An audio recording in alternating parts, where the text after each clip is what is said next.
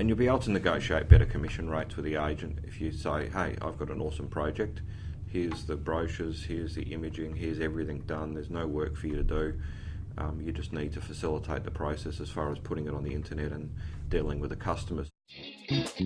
You are listening to the Property Developer Podcast, your home for tips, ideas and inspiration to help take your developing to the next level.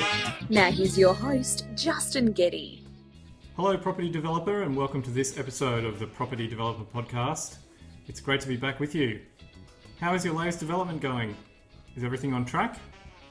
Things are moving along with my townhouse development. The concreter is due on site next week to start forming up the steelwork in readiness for pouring the foundations. I must find out how much concrete will be going into the site. I was on site speaking with the drainage guys this week, and there is something like 1 kilometre of pipes that have been installed around the property. I'm also doing some due diligence on a small project that may eventuate as a joint venture with a landowner. The benefit of dealing directly with the landowner is the reduced pressure on getting all the due diligence done in some crazy time frame.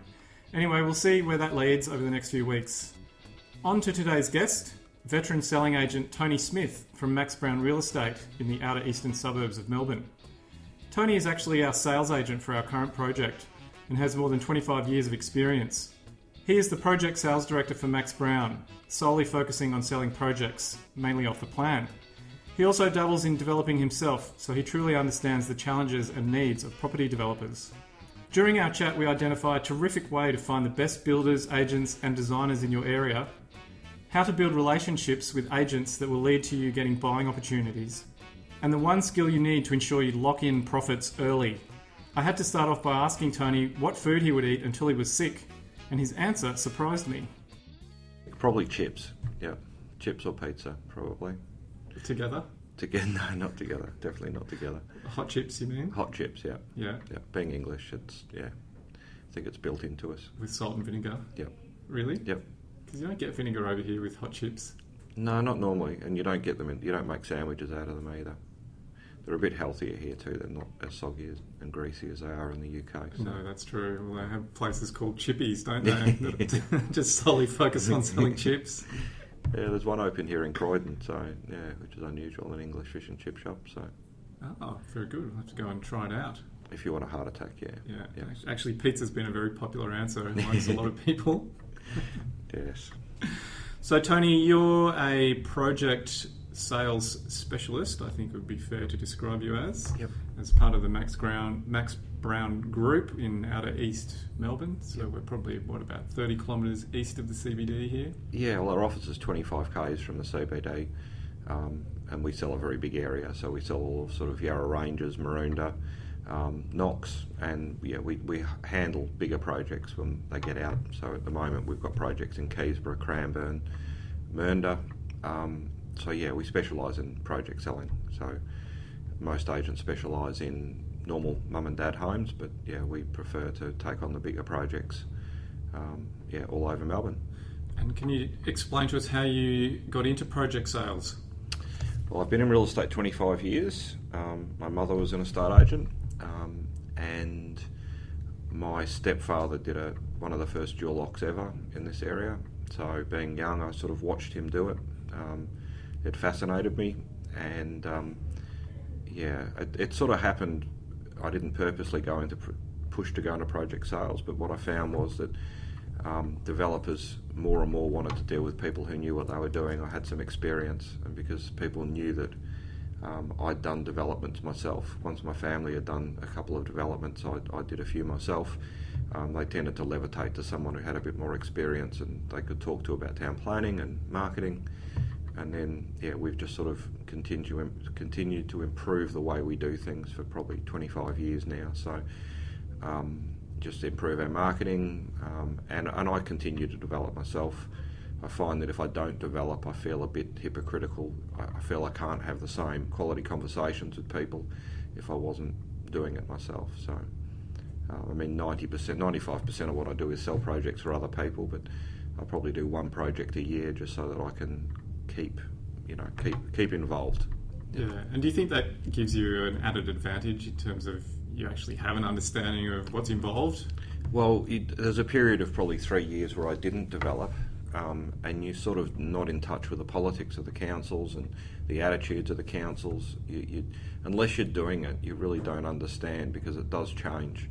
You know, in periods I've been selling, in 1994, you could get a permit approved by council in 28 days, where now, you know, some people can take nearly a year to get a permit. So everything changes all the time. So unless you're proactive and you're doing it yourself, you really don't understand, and you're really not in a position to advise people. I don't believe. Yeah.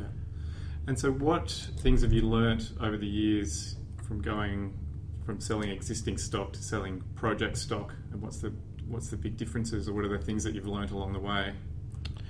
Selling developments is a lot more exciting, and better time management, because you've got one vendor with 20 properties as opposed to 20 vendors, and I just have a lot in common with developers. So a lot of the developers I sell for have become friends. So I deal with 460 property developers, so there's a lot of them, and yeah, it's mainly the relationship you have with them, because you're dealing with some incredible people. So learning from the developers, you know, we've got people that I sell back gardens for, or they buy a back garden and they build a house on it. That's all they've ever done, and they might do 2 of those a year, and they might make $35,000 out of each one, and they're really happy with their lot. They make 70 grand a year, and they have lots of holidays, and they're pretty chilled. And then I've got people I deal with who are worth a couple of $100 million that do, you know, 100 lot subdivisions and 200 lot subdivisions. And there's something to learn from all of those people. So there's that. It's a lot of good personal development in dealing with these sort of people. But yeah, a lot to be learned. I mean, every time we market something, we always try and make the next one better. That's it. You can't make everything perfect. But after you've marketed hundreds of properties, if the next one you do, you try and make the text better, the sketches better, the way you've done you just want to improve on the previous one you've done. So. Yeah, and what have you found works over the years? What are the must-haves that you always focus on?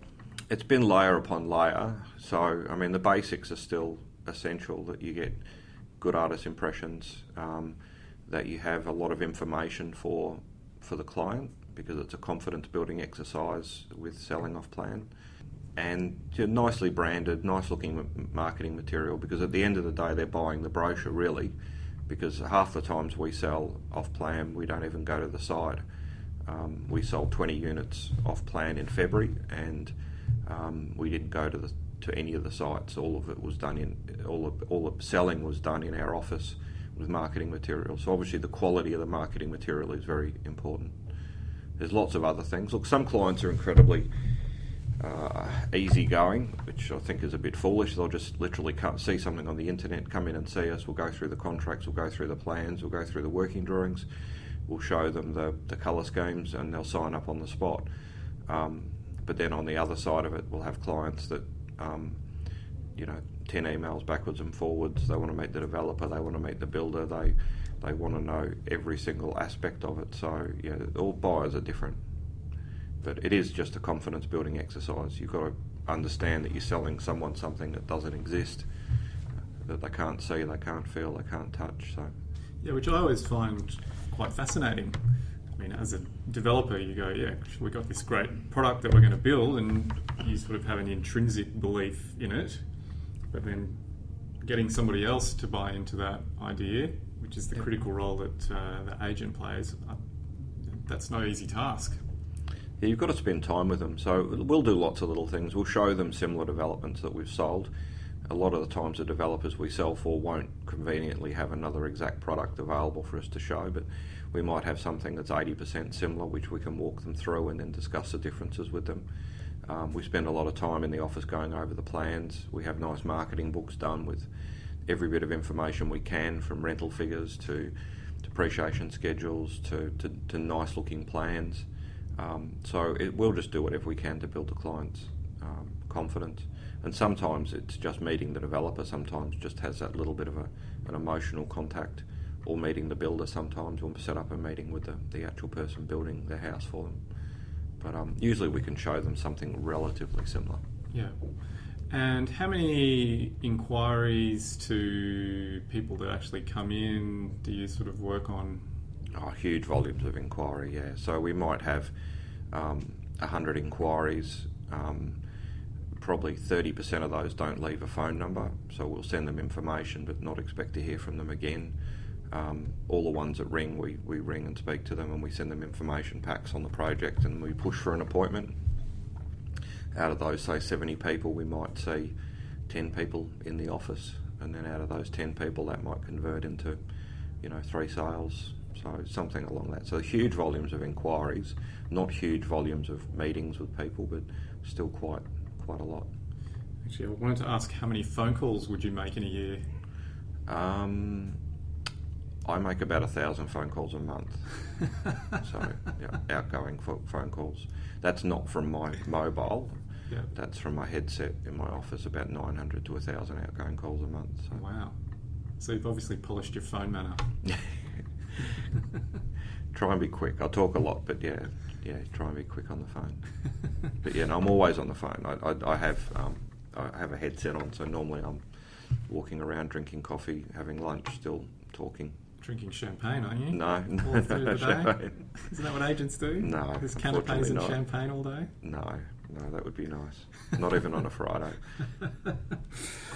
So tell me, with all the developers that you've had experience with over the years, what are the things that the really successful ones do, or what is it they focus on to make sure that they're successful? Look, they all have a preference. They all have a niche. So I've seen people successful in apartments. I've seen people successful taking established houses and renovating them and then putting units on the back. And I've seen people successful doing land subdivisions. So I've been lucky to see all different types, but there's no one real category that you can sort of say that makes them more successful. And different you've got to have different levels of wealth to be able to do different types of developing. When I developed and I had no money and I was doing it with credit cards, I would buy an established property because you could rent it, and you could go in there and add value to it by renovating the home, and then you could do a simple dual lock and you could sell the front house first, and it was all cash flow safer and doable. But land subdivision takes a lot of money, because the banks will be lucky to lend you 50% on something like that, and you've got no income coming in. So a lot of the time you're dictated by your financial position and what you can do. So, but yeah, as I said, every area there's very successful people. There's so many different diverse areas of developing. We've got guys that just stick to dual locks and have never done any more than a house in one, but they might have 10 going at once. And they don't seem to ever change from that, and they do really, really well from it. But I personally find the bigger you go, the more commercial it is, and then the more profit there is in it. The smaller ones are too accessible often to everyone, and therefore the profits are quite difficult. It's difficult to make a profit out of it. And so do these bigger developers or the successful ones rely heavily on you to prepare the marketing materials, the sales strategy, all that sort of We do stuff? everything, with the exception of one client in Cambridge Road, but we usually do everything. Yeah. We normally do all the organise the sketches, do the brochures, do everything that needs to be done. We're geared up for that, so we prefer to do it all ourselves. But it's fantastic when you've got a client that's supportive with that and does it with you, as opposed to us doing everything. Unfortunately, it's fortunate and unfortunate. Most of my clients know me so well that they just say, we just bought this 10 units, so can you sell it? And then we just sell it. And you send them the sketches, you send them the floor plans, you send them the text, you send them the brochures, and you basically get emails back saying, yeah, whatever, just sell it. Which is good, nice, and it's empowering, but it's nice to have that trust. But it would be nice if they actually read the text or looked at the sketches and picked that there was a colour wrong, because that happens. So, but it does work better when you've got someone who's a bit more proactive, who wants to, because they send us inclusions lists and they're just generic, where if they put a bit more thought into what's going into it, that would help as well, and a bit more thought into colour schemes and things like that. Okay. And for developers out there that are looking to get an edge in their local area from their marketing and their sales, what tips would you have for them? Look, it's probably more in the fact that most agents do a bad job of marketing them, that it gives you an edge. I mean, in most cases, the developer themselves will organise a sketch of the property, supply it to the agent, and the agent will just use what they're supplied rather than the agent doing it all. So, there's two sides of it. It's quite difficult because there's not a lot of agents that do this sort of thing. Like, you can't be jack of all trades, so they don't really know how to market stuff. So in that case, your listeners really need to learn how to do the marketing themselves, because you're not always lucky. Now, I develop out of the area that I'm in, and I find it very challenging to find a suitable agent. I did a 41 lot subdivision in Rosebud West, and I went through 3 agents, and in the end just sold it myself, and I'm an hour from Rosebud, and that just did my head in. But they just didn't get it. That's just not what they do. Even though I wrote the ads, did the brochures, they just didn't get it. So probably it is very relevant to learn how to do the marketing yourselves, because you probably can't rely on an estate agent to do it. Yeah, and I spoke to a project marketing specialist in one of the interviews, and they suggested that you could engage a small designer if you're a smaller developer to help you with that. So you don't necessarily have to do it yourself, but you can still invest some money in a small designer to come up with a look and feel, or get a copywriter to help you with the copy. Yeah, that's exactly. If I was developing around Australia, I would probably take that up myself. I do it myself, because I can't trust anyone in those areas to come up with the branding, the feel, the sketches, the text. You really need to pay someone to do that, and find a company that's not too outrageously expensive to do it, because there won't be any agents capable of doing it, I don't believe. Yeah, and I find there's a real opportunity for developers out there particularly with their sales copy, to make it a lot more emotive. Yeah. Because most agents just tend to focus on the functional aspects of the property, or even the development. So the kitchen, open plan kitchen, and 2 bathrooms, 2 bedrooms, but there's no emotional connection or hook there to get people in and start thinking about the development, and they might be living there, and wouldn't it be exciting? That's just missing. Yeah, you cannot rely on the agent. If you've in one of your previous interviews had a marketing company, then you need to hook up with someone who's going to present it for them, and you'll be able to negotiate better commission rates with the agent if you say, hey, I've got an awesome project, here's the brochures, here's the imaging, here's everything done, there's no work for you to do. You just need to facilitate the process as far as putting it on the internet and dealing with the customers. So then all you need to do is find someone who is a good, enthusiastic salesperson, which is a lot easier to do than find someone who can do the marketing, because I don't think you'll find someone who's capable of marketing and selling. You're telling me that now, Tony? I think we can do both, but it's a specialist thing. We've chosen to go down this road, and it's taken many years to fine-tune what we do. So, yeah, look, I think you've done a really great job with selling Cambridge Road. Yeah, I think we've had pretty good success over the last, it's only just over 12 months. So, but you've also done what we're talking about. You had already done all that, so that's what your listeners should be doing. They should be doing exactly what you're doing and doing it themselves, because then it just takes the guesswork out of it. Yeah. Then you just need to find a good salesperson. Yes, which is my next question to you. How do you go about finding that right sales agent to sell your property or your project off the plan? Well, the traditional thing you should be doing is if you've got someone who's actively looking for sites for you, and talking about what to buy and what not to buy is a completely different subject. But there's a difference. There's a difference between someone who's proactively looking for properties for you and really working hard. They might be young and inexperienced, but they find you opportunities. That is gold. That is the most important thing with property developing, and the only thing I can't have happen, because no one wants to find me a development site. But yeah, so that having that relationship and giving it back to that real estate agent. If you're training yourself in marketing, then if they're not perfect, the fact that they found you opportunities is probably more important than anything. But just because you buy off a real estate agent doesn't mean you have any obligation to go back to them. Because if you see a board or something on the internet, they've not been proactive. They've not been trying to find you something. They just happen to have had it. So the main thing is to make sure the agents realise that if they are proactive and they do help you find opportunities, that you'll always be loyal to them. But the fact that you ring, I mean, you might have a relationship with a real estate agent and you might see one of their properties that's been on the internet for a month and go and look at it and buy it. Well, then that shows to me you've got no loyalty to that agent, because the reason you bought it has nothing to do with them. So the first thing you need to tackle is looking after people that look after you.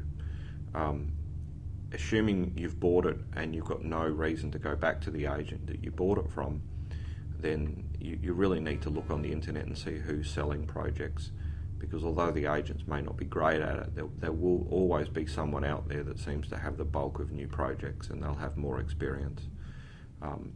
And you know, in our suburb, if I wasn't doing this, there's one agent that does sell a lot of stuff off plan.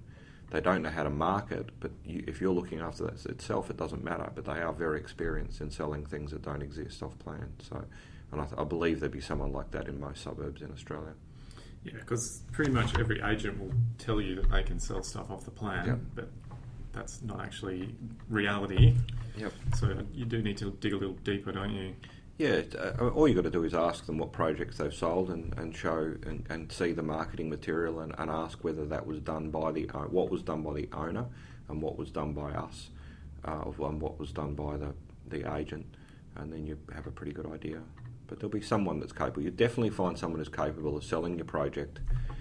You probably definitely won't find someone who's capable of marketing your project.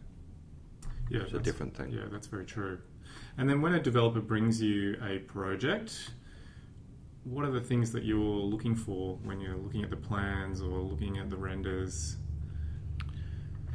It depends. I mean, look, we get people that come to us with approved plans and just say, can you market this? Or how are you going to market this? And then there's no point criticising the plans because they've got a permit and there's nothing that can be changed. So we'll just work with what we've got. So the question depends on I mean, if we've got what we've got, there's no point saying, hey, your facade looks really crap. I hate your floor plans. I wish you'd done it differently. That's certainly not going to impress them. But yeah, I mean, when we're given something that's already there, then we'll just try and sell it the best we possibly can. And usually they're often really good. Sometimes they're not. But as far as having some input into the plans, you know, a lot of the stuff we sell, we're involved from the first drawing to the last drawing. So the developer will just flick us the initial drawings and we'll give them a few suggestions and backwards and forwards until the end. So we've had input which helps. It helps create something that's more saleable. Yeah, I know. You and I were talking quite a long time before we actually got the planning permit approved. So you did have a lot of input into the floor plans, which was fantastic. And I think from a longer term view, it gets you more involved in the project from a much earlier stage, and you're sort of emotionally engaged in it. Yeah, and there's just simple things you can do, and you're becoming more familiar with it. So that all helps. But you know, having a variation. The biggest mistake people make, I see, is that they do 20 units and make them all the same, and then we've got to make 20 separate sales. Where some people, you know, like with Cambridge Road, there was at least 4 different products, which means that the property will sell 4 times quicker. We don't have to sell the same thing 20 times. We've got 4 different markets we can appeal to. So, and that's very, very important. Because sometimes 2 bedrooms are selling awesomely and sometimes 3 bedrooms are selling really well. You just don't know sometimes where the market seems to favour. Like at the moment, 2 bedrooms are selling better than anything. I don't know why, but the last 2 weeks, 2 bedrooms have been going crazy. So if you've got 2 bedrooms, it's good. Yeah. Okay. And what sort of mistakes or common mistakes have you seen developers making, or people who are having a go at development making? If you go past the part and you assume someone's learnt what's a good site and what's not a good site, so they've bought something, the most common mistake they make is getting an inexperienced designer, not using a good quality designer, because that just brings in a myriad of issues with town planning and speed and time and outcomes. And so having a quality architect or some of the draftsmen are as good or better than the architects, but there are quality ones and there are back garden ones, and back garden ones are just going to cause you lots of drama. Probably the next biggest problem I see is when they choose a builder. people going for the cheapest builder.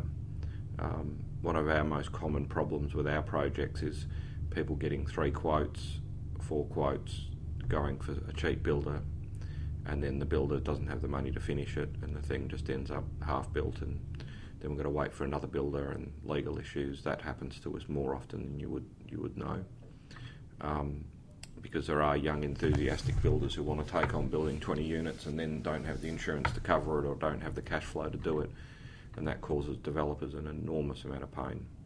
So you really need to do your due diligence on your builders. At any one time, we're managing the sale of probably 12 projects at the moment, and we've got 2 that are in that situation at the moment. So it's very common. That's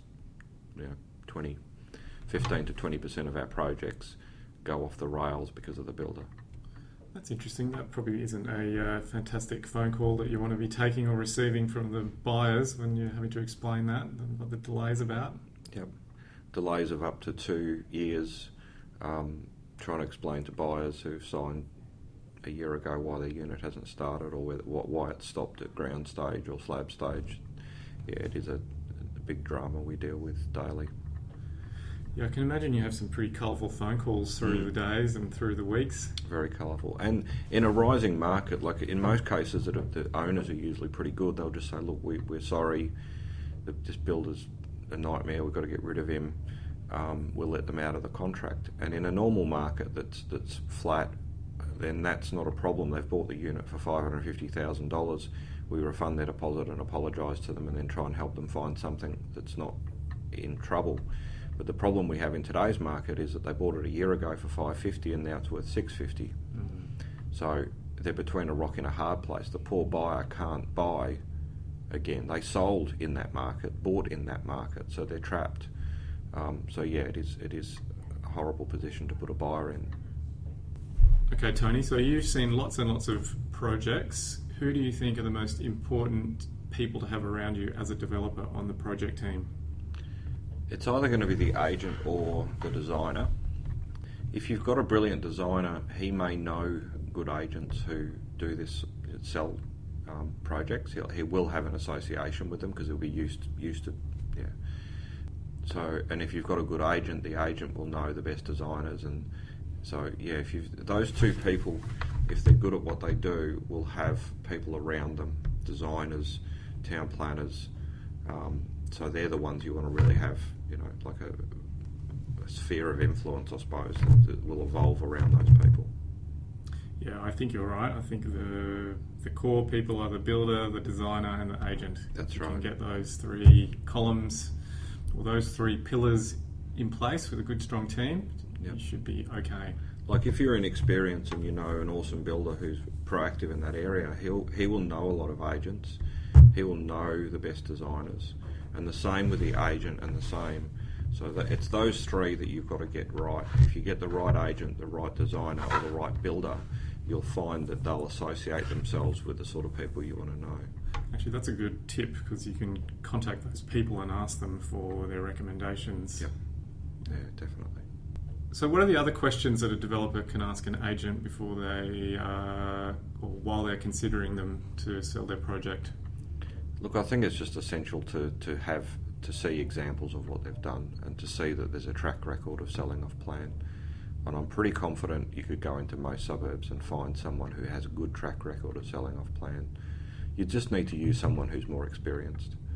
Or alternatively, you need to work with someone who's helped you find stuff.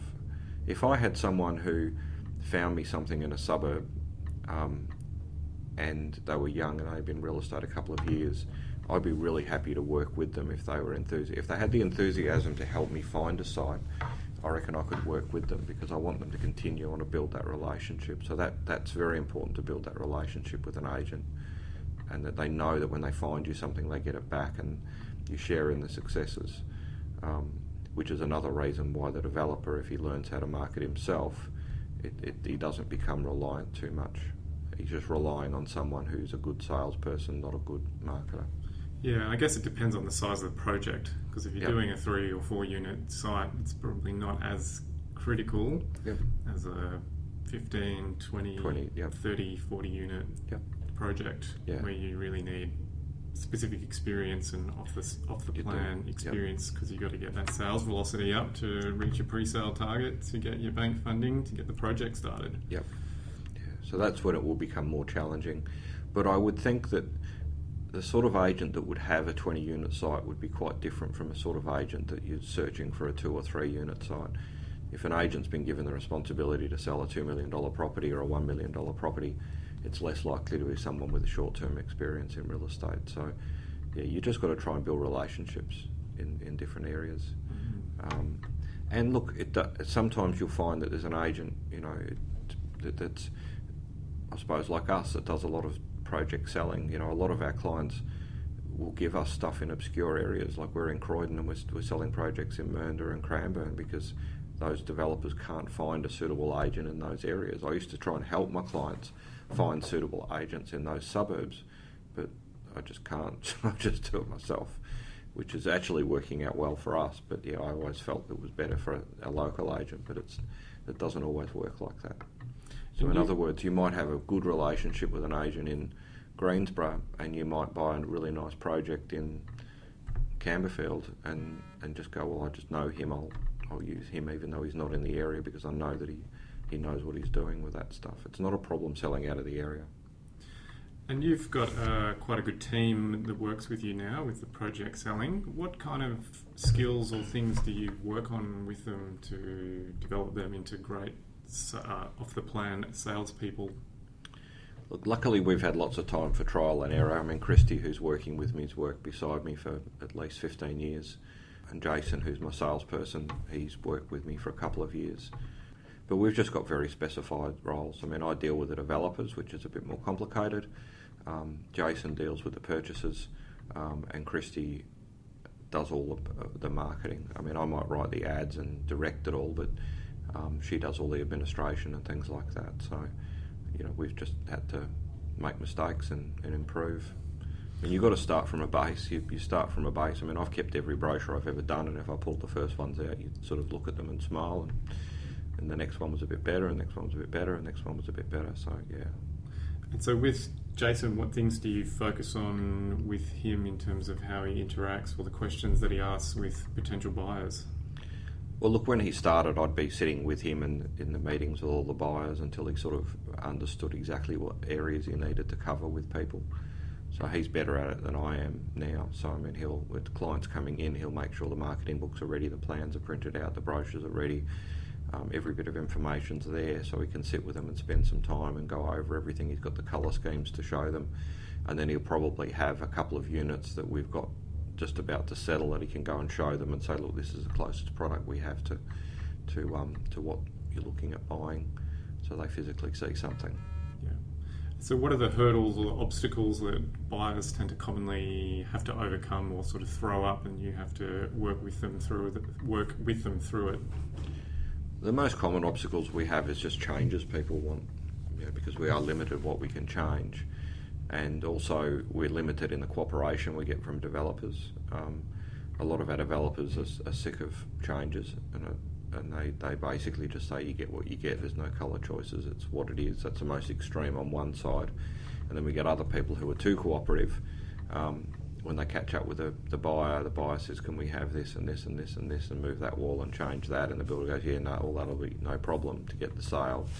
And then once we've got the sale, they complain about all the changes they've agreed to. So biggest issue we get in selling, I mean, if people don't want to buy and they're not confident, we can't change that. We'll give them all the information they need to be confident, but if we can't gain their confidence, that's just their personality type, and they probably need to buy a finished unit rather than one-off plan.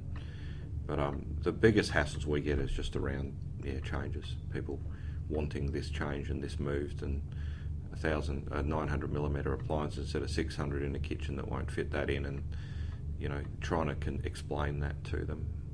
They're often happy to pay the full price if they get their way on everything. So sometimes we get a wish list from them with 20 things they want to change, and we've just got to convince them that no to that, no to that, no to that, can't do that. Yeah, so that's usually the biggest challenge after an interview with a purchaser. Yeah, because I'm always curious about how much selling is involved when someone comes in. whether the buyer has already made a buying decision in their head and they're just looking for confirmation, or whether the selling agent actually takes them through a process that helps them come up with that decision to buy. Yeah, or is the buyer already decided they want to buy and they're just choosing which product they want? There's just so many variables with people. I mean, look, some people will come in and say, I'm interested in Unit 2 at 33 Cambridge Road. Yes, they don't want to talk about any others. So the first thing we try and do is narrow down their focus, because they're normally looking at, quite a number of units with us and sometimes with other agents. We've got most of the units, so we're lucky that it's not that often they're looking at with other agents, but we'll basically take the 4. They might be looking at 4 projects, so then we can try and get them to narrow down the number of projects they're looking at and then focus in on the unit, because you can't really begin selling until they've chosen a unit. So you just try and help guide them to where the unit is before you start selling, because most of them will come in here and they'll be looking at 2 to 3 different projects that we have for sale, and they've seen them all on the internet. So they'll say, we like the one in Moorabah, we like the one in Lilydale, we like the one in Ringwood, and then we'll just narrow it down. And what about the split between male and female buyers? Does that make any difference? If they're smaller units, apartment type units, it tends to be more female, and the bigger, the medium range ones, it seems to be couples, and then the bigger ones, it tends to be older buyers. So it depends on the project. Yeah, because I have this view that if you market to females, then quite often they're the decision makers. Yep. Particularly in a couple. Yep. So if you can market to them, you're halfway towards getting the sale. Yep. Because the boyfriend or the husband, in the end, is probably just going to acquiesce to what their partner wants. Yeah, look, it's not as much like that, but it depends on the relationships. But yeah, the smaller units, the little ones and 2-bedders, is often female buyers, young female buyers, because they've usually got their everything together, where their tradie boyfriend hasn't quite got the hang of it all yet, prefers drinking than saving and things like that. So they'll usually buy an apartment. Our apartments are such a high percentage of owner-occupiers nowadays and female purchasers. The middle range, a 2-bedroom, single garage, does tend to be a whole range of people, single, older people, couples, so yeah, a little bit more varied. But then when we get the big ones, the 22 square, 3-bedroom, $700,000 townhouses, that does tend to be people later in their life. They get to 60 and the kids are all gone and don't need a big house, and they've got a holiday house, so they just buy one to simplify their life. Yeah. And that is very much a couple decision, I find, at that age. Yeah. So Tony, as a real estate expert or someone who's on the ground, what are the kind of things that are happening in the market that you like to keep your eye on to give you an idea of where the market's at? Look, I've given up predicting anything with markets. The factors I thought would influence markets has all changed. It used to be pretty much interest rate, cost of money based, and employment based. Now it's immigration based, and the nationalities that are coming to the country are different in their needs and wants. So, in our world, we have lots of local buyers, but we're also influenced by particularly Asian cultures, whether that be Indian or Chinese, or we've been had 3 units sell to a family who were from Burma. So, their needs and wants and desires are very different.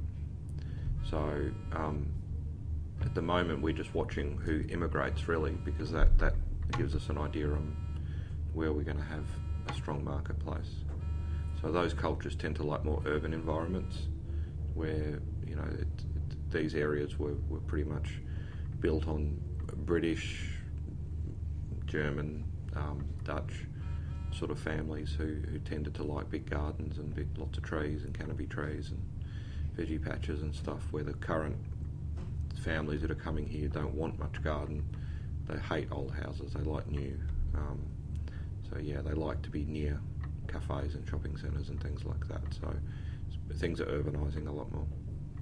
What tip would you give developers out there? Well, I always like to ask people what one tip they would give to a developer to help take their business to the next level.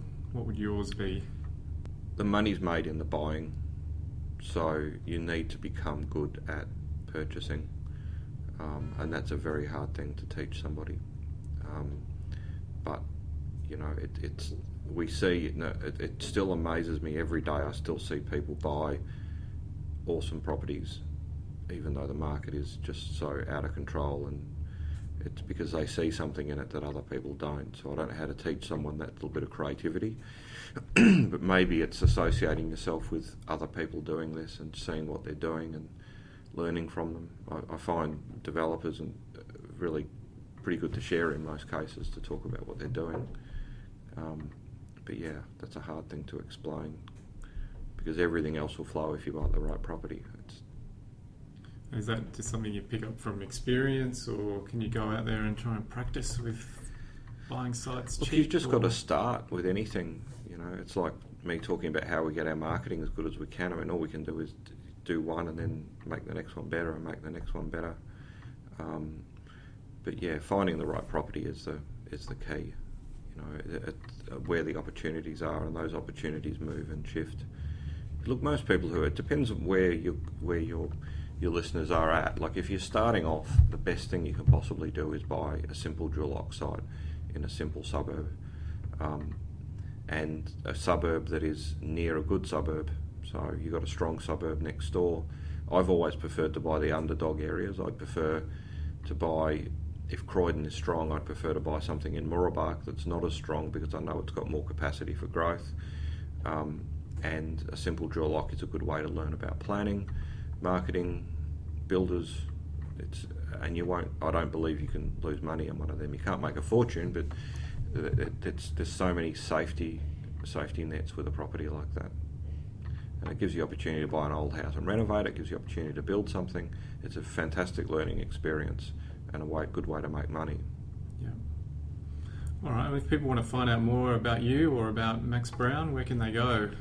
Well, if they want to speak to us about anything they're doing, if they're looking for properties, or alternatively, you've got properties you want to sell, or you just want to talk about developing and how to get into it, best thing to do is probably give me a call on my mobile, which is 0411 424 964, or email me at tonys@maxbrown.com.au.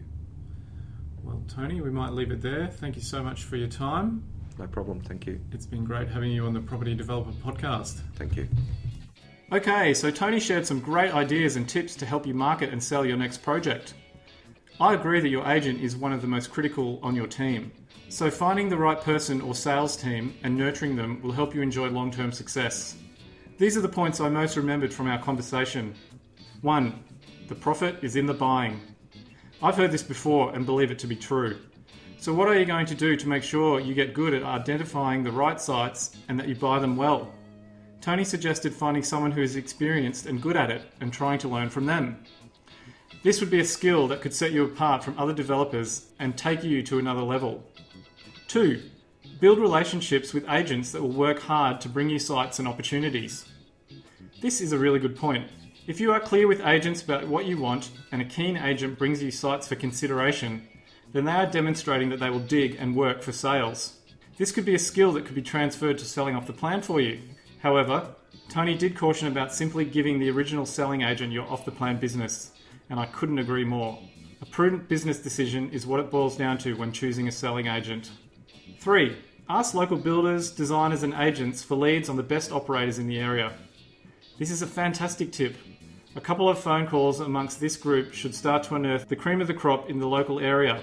I would suggest the real estate agent is probably the best place to start for names of builders and designers, and then you can call them seeking advice on who is good to work with. If you start hearing the same names, you know who to call next. Well, that's it. Another show in the can, as they say in showbiz. I hope you enjoyed hearing from a sales veteran and picked up some inspiration for selling and marketing your next development. If you did enjoy the show, I would love an iTunes review or drop a comment over at propertydeveloperpodcast.com. Until next time, may all your team members be A players. You've been listening to the Property Developer Podcast. Tune in next time for more tips, ideas, and inspiration to take your developing to the next level. For more developing love, make sure to visit propertydeveloperpodcast.com.